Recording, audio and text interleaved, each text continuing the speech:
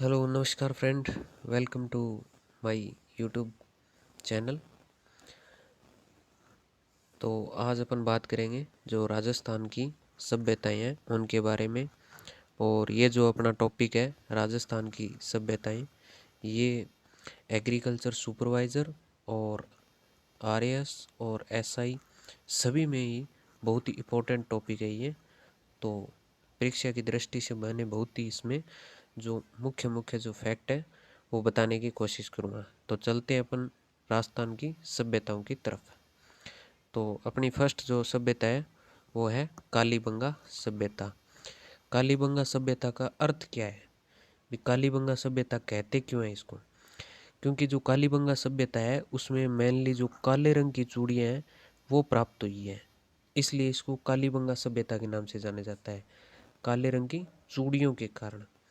और कालीबंगा सभ्यता है वो कहाँ पे है? कालीबंगा सभ्यता हनुमानगढ़, राजस्थान के हनुमानगढ़ में है। कहाँ पे?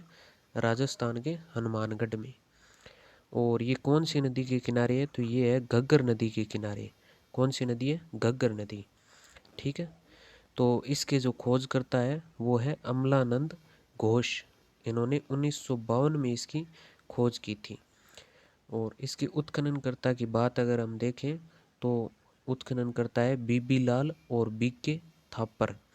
बीबी लाल और बीके थापर ने इसका उत्खनन किया है 1963 से 1961 से 1963 के बीच में इसका उत्खनन हुआ है। नेक्स्ट अगर हम देखें तो प्रथम व्यक्ति जिसने कालीबंगा सभ्यता की जानकारी दी थी, यानी कालीबंगा सभ्यता की जानकारी देने वाले प्रथम व्यक्ति कौन थे? एलपी टेशिटोरी, जो कि इटली के एक प्रसिद्ध विद्वान थे जिन्होंने इसकी जानकारी दी थी। और एलपी टेशिटोरी इनकी जो कार्यस्थली या कर्मस्थली थी वो था बीकानेर। और इन्होंने कालीबंगा सभ्यता की सर्वप्रथम जानकारी दी थी। अब देखिए कालीबंगा का शाब्दिक अर्थ तो वही काले रंग की चूड़ियाँ। काले रंग की चूड़ियों के कारण कालीबंगा को डॉक्टर दशरथ शर्मा ने सिंधु घाटी सभ्यता की तीसरी राजधानी भी कहा है। सिंधु घाटी सभ्यता की तीसरी राजधानी। और किसने कहा है? दशरथ शर्मा जी ने कहा है, दशरथ शर्मा। और जो इस ये एक समानता भी रखती है, जो पाकिस्तान की कोट डीजी सभ्यता है उससे ये समानता रखती है। आगे देखें तो आगे इसको अलग अलग नामों से भी जैसे जाना जाता है। वैसे दशरथ शर्मा ने सिंधु घाटी सभ्यता की तीसरी राजधानी कहा, वैसे ही बहुधान्य कटक, ऋग्वेद में इसको बहुधान्य कटक के नाम से जाना जाता है।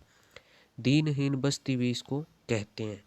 दीनहीन बस्ती यानी कि ऐसे उजड़ी हुई सी लगती है, इसलिए इसको दीनहीन बस्ती भी कहते हैं। इसमें एक प्रकार से दो टीले थे। जैसे पश्चिमी टीला था तो इसको दुर्ग टीला के नाम से जाना जाता है, और पूर्वी टीला था नगर टीला। पूर्वी टीले को नगर टीला के नाम से जाना जाता है। और जो पूर्वी टीला था उसमें जो सामान्य लोग हैं वो रहते थे, और जो पश्चिमी टीला है उसमें जैसे राजा वगैरह वो रहते थे। तो कालीबंगा को दोहरी प्राचीर युक्त सभ्यता भी कहा जाता है। ये प्रश्न बहुत बार परीक्षा में पूछा जा चुका है कि कालीबंगा को दोहरी प्राचीर युक्त सभ्यता भी कहा जाता है। आगे बात करें कालीबंगा की, तो कालीबंगा में जो समाधान की पद्धति है वो तीन प्रकार से है। पूर्ण समाधान और आंशिक समाधान और एक है कलश समाधान। तो जो पूर्ण समाधान है उसमें आयताकार कब्र में एक आयताकार कब्र होती है और उसमें उत्तर दिशा की ओर इसका सिर रखा जाता है, और कंकाल के पास कुछ दैनिक उपयोग की वस्तुएं रखती जाती है। और आगे अपना आंशिक समाधान, इसमें क्या है कि गोल कब्र में दैनिक उपयोग की वस्तुएं होती है।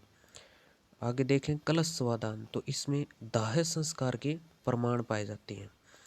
अब जो अपना है ये पूर्ण स्वादान, इसमें तो क्या है कि एक प्रकार से कब्र में लेटा दिया जाता है, पूर्ण स्वादान कर दिया जाता है कब्र में लेटा कर, और उसमें कुछ दैनिक जो उपयोग है उसकी वस्तुएं रख दी जाती हैं। और जो कलश स्वादान है उसमें दाह संस्कार किया जाता है। नेक्स्ट देखें तो कालीबंगा से प्राप्त जो अन्य अवशेष है, भी अवशेष क्या क्या प्राप्त हुए हैं, तो वो है जूते हुए खेत प्राप्त हुए हैं, लकड़ी की नालियाँ, सार्वजनिक यहाँ पे नालियाँ नहीं थी, सार्वजनिक नालियाँ नहीं थी, लकड़ी की नालियाँ पाई जाती है, और जूते हुए खेत प्राप्त हुए हैं। जूते हुए खेत के जो साक्ष्य है वो विश्व में पहली बार यहीं पे प्राप्त हुए हैं। ऊंट, कुत्ता और जो बेल की खंडित मूर्ति है, इनके अवशेष यहाँ पे प्राप्त हुए हैं। नगर नियोजन व जल निकास पद्धति के प्रमाण प्राप्त हुए हैं। सड़कें समकोण पर काटती हुई, यानी जो सड़कें थी वो एक दूसरे को काटती हुई समकोण पर ग्रिड पद्धति वाली प्राप्त हुई है। आगे देखें नेक्स्ट, तो कच्ची व पक्की ईंटों के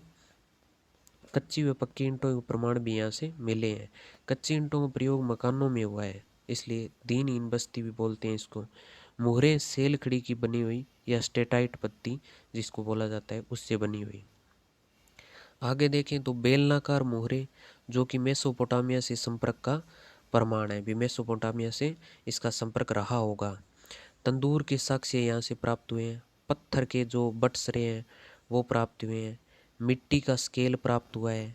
भूकंप के साक्ष्य यहीं से प्राप्त हुए हैं।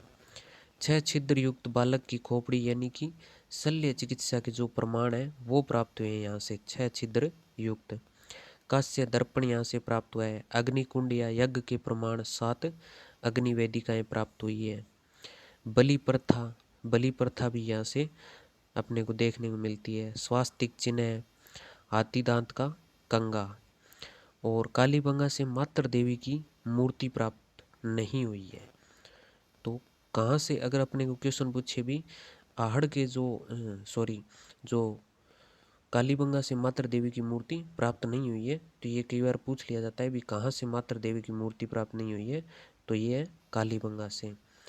तो ये थी आज की अपन की जो कालीबंगा सभ्यता की एक छोटी सी क्लास, जिसमें अपने इसके महत्वपूर्ण जो पार्ट थे उनके बारे में अपने विस्तार से चर्चा की। अगर आपको क्लास अच्छी लगी हो तो लाइक करना, शेयर करना और चैनल को सब्सक्राइब कर लेना। ओके, तो नेक्स्ट क्लास अपनी आएगी इस चैनल पे, और नेक्स्ट क्लास रहेगी अपनी आहड़ सभ्यता के बारे में।